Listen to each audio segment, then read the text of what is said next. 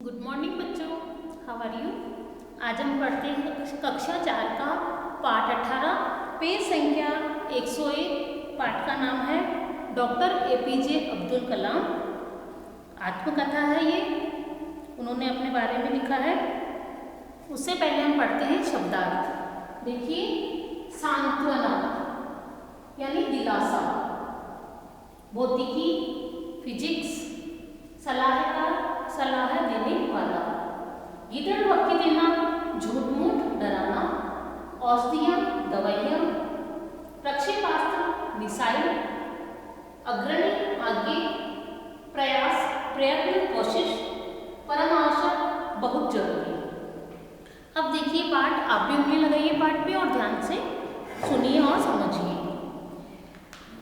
मैं ये बहुत गर्व के साथ तो नहीं कह सकता कि मेरा जीवन किसी के लिए आदर्श बन सकता है।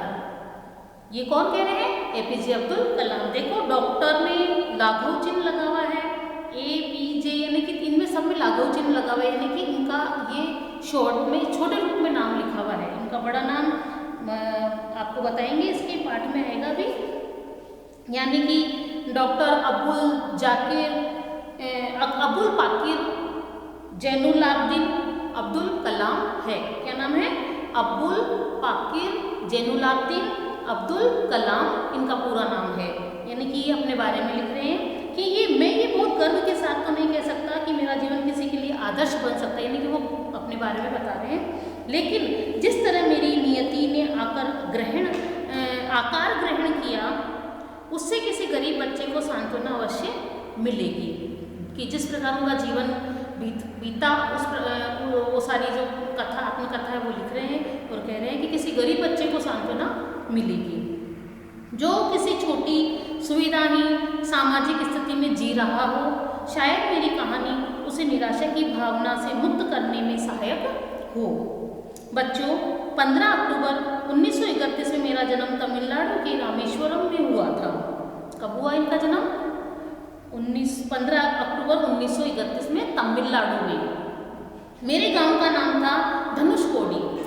मेरे पिता का नाम था जैनुलाब्दीन और माता का नाम था अशी अम्मा था। यानी कि पिता के नाम के साथ इनका नाम जुड़ा हुआ है ना, अबुल पाकिर जैनुलाब्दीन अब्दुल कलाम। कितना बड़ा नाम है ना। तो इनकी माँ का नाम था अशी अम्मा। मेरा पूरा नाम अबुल पाकिर जैनुलाब्दीन अब्दुल कलाम है। मेरे पिता नावें बनाते थे और मछुआरों को किराए पर देते थे। हम एक संयुक्त परिवार में रहते थे और घर का गुजारा बड़ी मुश्किल से ही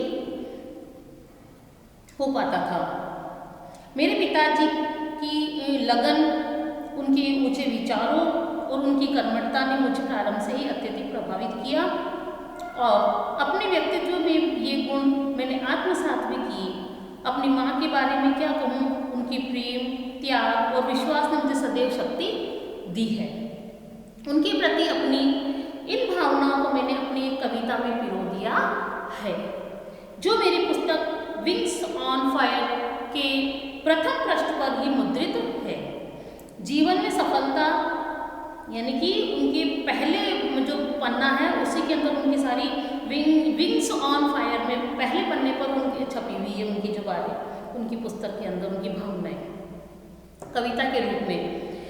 अगला पैराग्राफ देखिए, जीवन में सफलता तथा अनुकूल परिणाम प्राप्त करने के लिए दृढ़ निश्चय, आस्था तथा सकारात्मकता, इन तीनों शक्तियों को भली भांति समझ लेना चाहिए।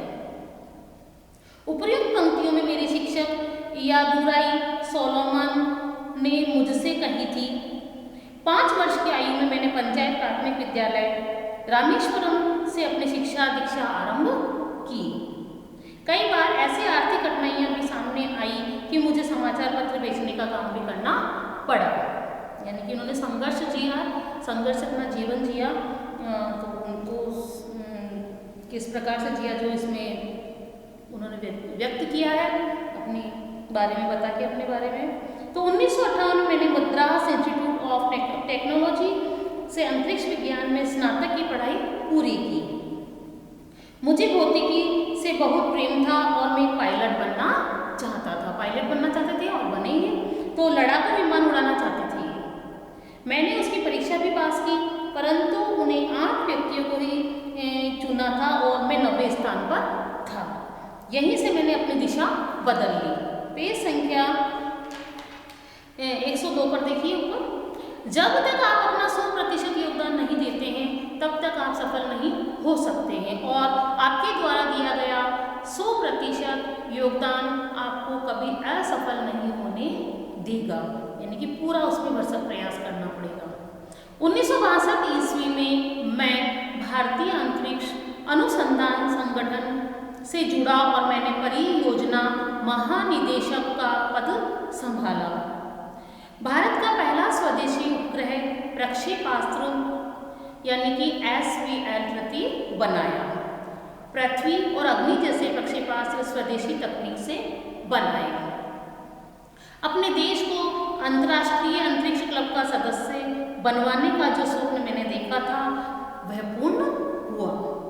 पोखरण में परमाणु परीक्षण करके भारत ने परमाणु शक्ति संपन्न राष्ट्रों में अपनी जगह बनाई।